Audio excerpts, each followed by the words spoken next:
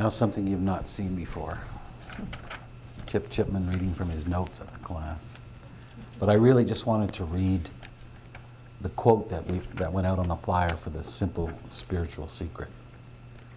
And I love when we do the school because we write this up and we know we want to kind of touch on the theme and everything, but as you go through it, I take it out again. I know Elsie does the same thing. You go, oh, we have touched on that, or wow, that really came through. But let me just read this and just see how it feels in terms of what we've done so far.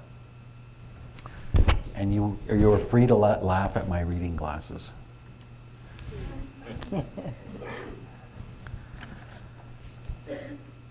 Everyone on this earth has this spiritual secret deep within their consciousness. And if you ever wake up to that fact, your life will never be the same again.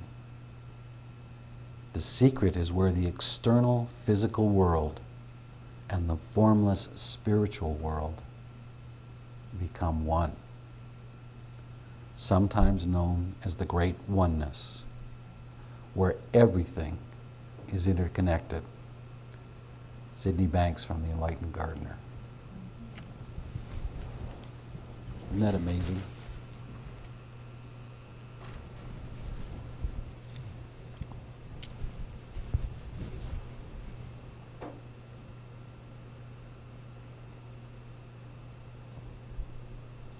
There's been a few moments that we've sat in this room when that was just self-evident, when that oneness was really there. A lot of the time, actually. And it is hard to comprehend that when the world that we generate moment to moment stops for a brief second, that truly is the beginning of learning. And when we sit together in that state of mind, we are all learning at a rate that our intellects can't even comprehend. And so I'm grateful to all of you for being willing to share that kind of a space and let it happen. It's just been fantastic. And something that struck me this morning, again, as a result of conversations that I had with people yesterday, is often I would hear something similar to the example I shared on Friday about the gentleman talking with me on Skype saying, I see my struggle with thinking and I see consciousness is bringing that experience to life and so on. And so I would hear somebody say, for example, I'm going in and out of depression. And they'd be stuck in but I'm still in depression. And I'd be seeing, but you've come out of it from time to time. Isn't that extraordinary? Isn't that an expression of your wisdom manifesting itself in the physical world? And as Bill said yesterday, it's what we put our attention on. So, and I experienced the same thing in my early days before I had a glimmer of the principles, is that I'd go in and out of my depression when I was a young mother of 2 and felt the world was overwhelming to me. But there were moments of happiness, of calm, and I didn't know how to embrace that. I didn't know that it was there for me. I didn't know that if it showed up once, that was evidence that it's there. And somebody else said to me yesterday that I get it. It was during a conversation with a small group, and he said, I get it. And so that means when I get it, that it was there in the first place. Otherwise, how could I get it? And I'm so struck by that. Again, it's like the wisdom, the absolute perfect, the pearl of wisdom to say that. And so to see us going in and out of states of mind, but to focus our attention on what is rather than what isn't. And when you do that, your mind clears and you get more of what is released, and your life continues to transform. The other thing I noticed, I heard from people, and I resonated it with myself, is in the early days, after I had that first insight about thought creates feeling, the feeling just welled up inside of me. A feeling of such peace, and the first time that I felt worthy in my life of that peace. And after a while, it was like I didn't know what to do with that feeling. It was so powerful and so profound. I didn't know what to make of it. As time went on, there'd be many times during Sid's talks where that would happen again. This feeling would well up inside of me, and it was still so unusual because I didn't live there very much of the time that I didn't know what to make of it, and I felt like exposed, vulnerable. And so I'd try to identify it, and I'd say, oh, it's this or it's that. And I heard that yesterday from some people, like they would well up in conversation that we were having, and I could feel their true nature expressing itself. But they didn't know what to do with the feeling, and so I would identify it as like I feel like I'm losing it, or I feel sad. Because it's the only thing their intellect could come to grips with, and so that's how they identified it. I felt their true nature expressing itself. And so I wanted to share that. I shared that with Chip and Jan today because that's really important. It's like the intellect doesn't know what to do with the feeling of wisdom, with the feeling of our true nature. And be okay with that. Like, be okay with this feeling that wells up inside of you. And if you see yourself trying to identify it as something, don't do that. Just like that. Don't do that. It's that simple. Sid used to say that to us. We'd get into this long explanation of what our problems was or how we were thinking. He'd say, don't do that. It's just that easy. Don't do that. That's our free will. That's the blessing. We're graced with free will and wisdom, hand in hand.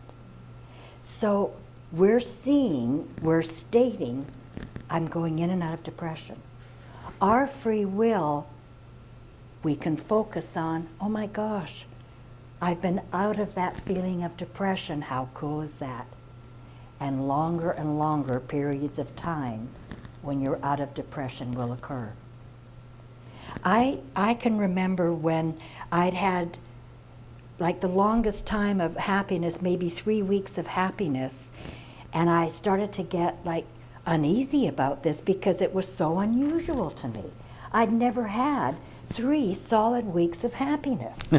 Honestly, I'm being candid with you. I know. Wow. And so I looked for a way to pick at Ken. Poor Ken. Or to pick at the kids or something to bring me down again. It's like, because I was more used to being down and less used to being in a healthy state. But what was very interesting is that when I went south again, it felt worse. Mm-hmm. And I thought, oh, see, I didn't learn anything. I started to doubt what I had learned, because had I learned, I wouldn't have gone down again. And and while I was down, I shouldn't feel so bad that I'm down. I called Sid, talked to him. He said, dearie, that's good news. That when you're feeling down now, it feels worse because you're healthier. It's like, this good news, bad news syndrome. Well, I'd never thought about that. That when I felt down and it felt worse, that was a good thing. It's such a dichotomy. But the logic of that, the truth of that, it's like Christian said, the truth of that Even when you don't understand intellectually, the truth of that got me. And immediately I was up again. My consciousness was more visible, was elevated. Because as soon as you see that, as soon as you see the logic, in order to see, it means you've already gone home. That's where the seeing starts. So I'll just finish by reinforcing that again. Honestly, when these feelings well up and you tear up, don't try to identify it. Don't analyze it. Just enjoy. Just be with it.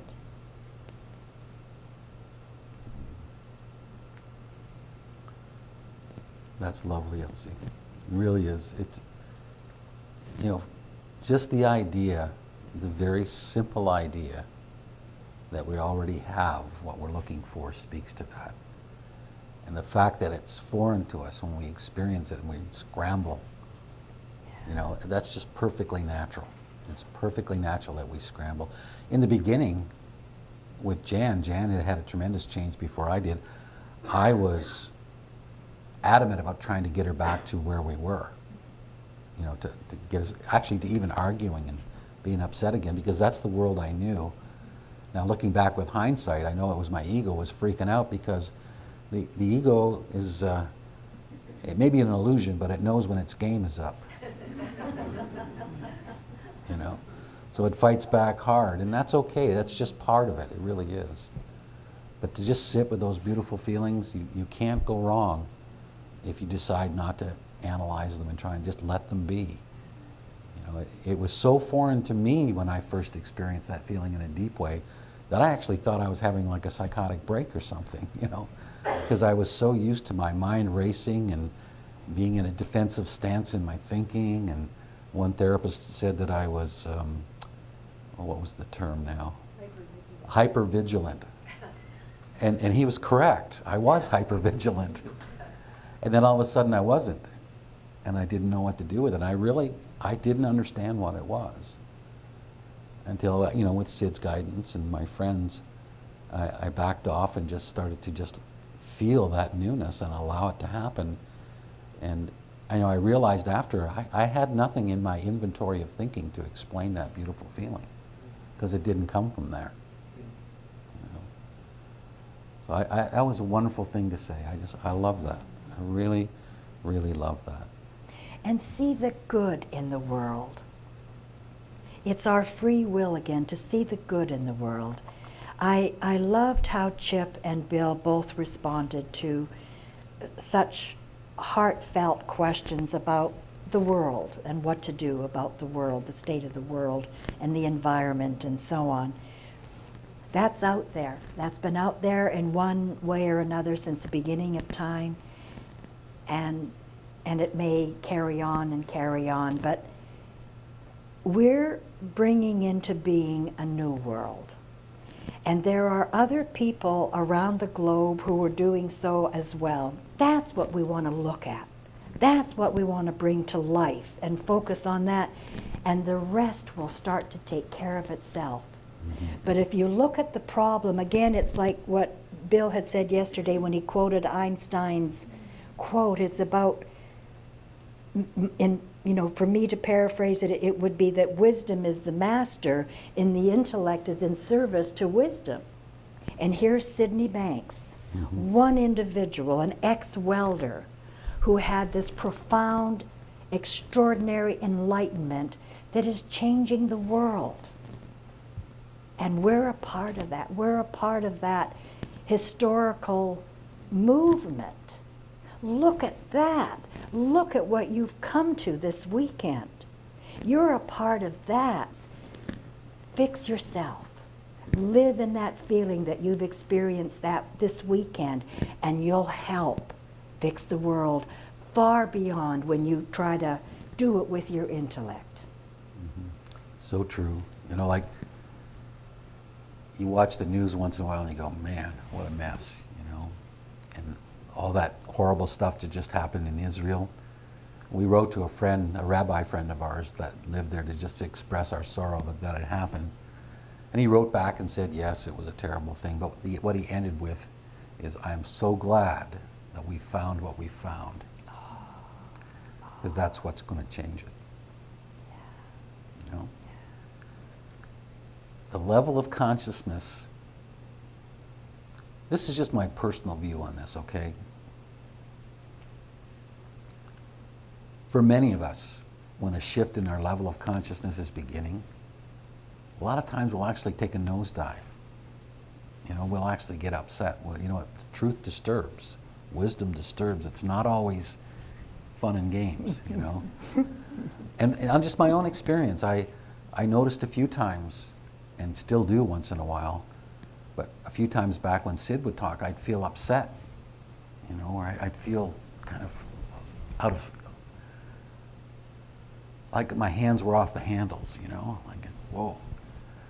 And I think that's pretty common. Like I said, I think the ego, for being an illusion, is a pretty formidable enemy when it sees its demise in the offing, you know, and it comes back. But I think the world's much the same way.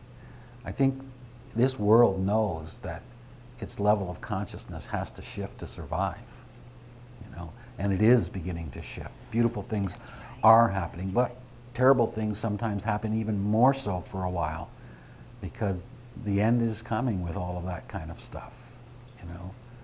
Sometimes it gets more negative, it gets uglier before it gets beautiful, because truth disturbs.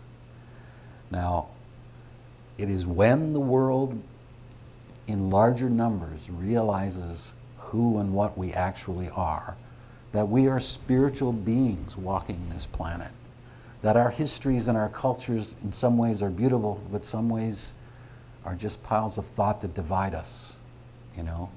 When insecurity enters into those cultures and creates greed and insecurity and hatred, it's no different than what happens in our heads. You know, it's the same game, only on a mass level. And that's when it gets really dangerous, you know. But we're turning the corner. I really believe that. Sid believed that till the day he died, you know. He knew that he often said it would get worse before it got better, you know. But that made what we were doing, what this work is, what each person who has the courage to look within and see their true nature, made that all that more important, all that more powerful, and all that more, it made it the deepest way to serve. See, there's service and there's activism, there's all kinds of service, but there's living in a state of service. You know, where you don't have to think about serving, it is your first nature.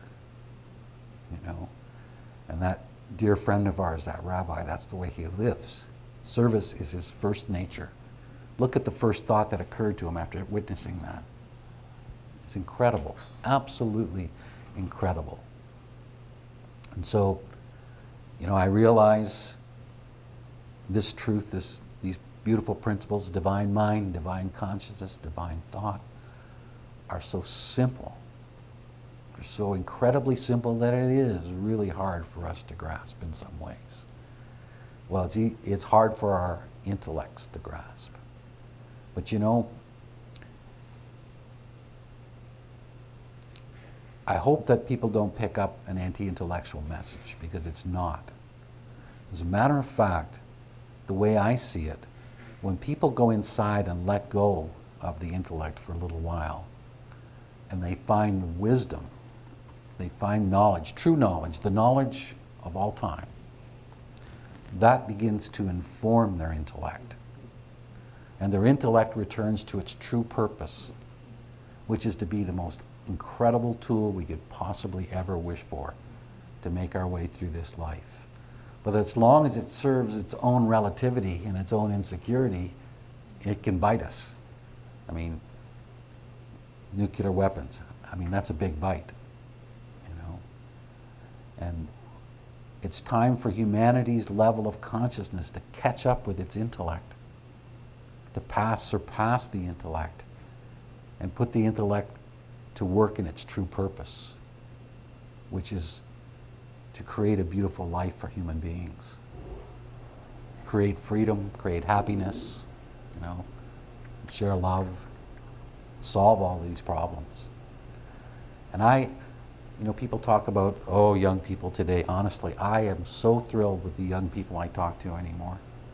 Their dedication to making it a better world, their unwavering commitment to making this world a more livable place, a more beautiful place. I don't put up with it when people tell me about young people today and they make it sound like, you know, they're cursed somehow, you know. I talk to 20-something and 30-something people today that are so far ahead of where I was at that age. But I'm talking to people, these young people who have some sense of who and what they are. They're looking to the big picture, not the details. They've caught on to that idea that when you see this big picture, when you see the true reality of who and what we are, you are given the knowledge you need to solve those problems. You know, again, that beautiful, beautiful simplicity, that when you stand in simplicity, you get understanding about complexity, complete understanding about complexity. And because you have understanding, you go and take care of complexity without hatred, without sorrow, without pain, you know, without judgment. You see it for what it is, you see it with love and understanding, and you go do your thing and you take care of it. Now that is a completely different stage to operate on. It's a completely different platform to operate from. And that's the world that we're moving into, and that's the world that every single person who has the courage to look within, the courage to stand in silence,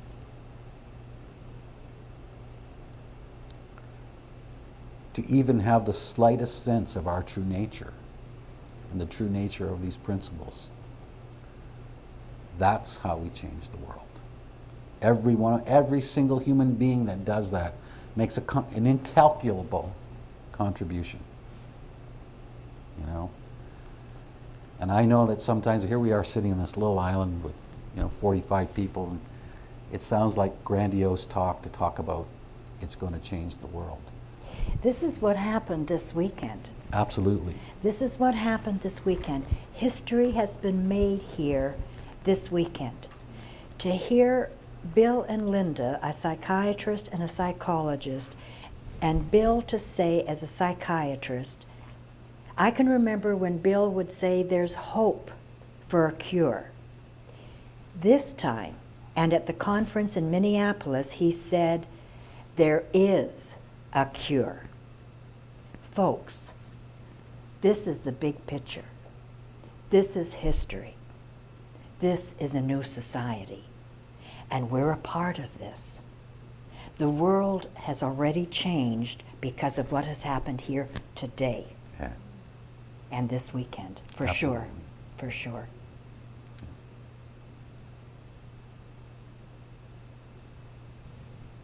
Is it okay? Yes, Yeah, please. please. A mic, please. That I say this and just confirm what you're saying. It's already happening. Yeah. And it's already happening. And I think we have an opportunity to, like you say, to be part of it and to maybe facilitate what's already happening. Yeah. Absolutely. Well, honestly, Bill, for you to say there is a cure, that is going to be a quote in the history books. It'll be Dr. Bill Pettit said in such and such a date at the conference, because I think that's the first time I heard you say there is a cure, not there is hope for a cure. You know, and I have to be careful here to name somebody, but somebody that I knew was retiring as the chief of psychiatry at a major university after he'd been there for many years. And in the article in the journal, it said he made it clear that there is no cure for mental illness. And I thought, well, that is so nice that you've given me the title of my book. Because the title of the book will be There is a Cure for Yes. Mental Illness. Thank you, Bill.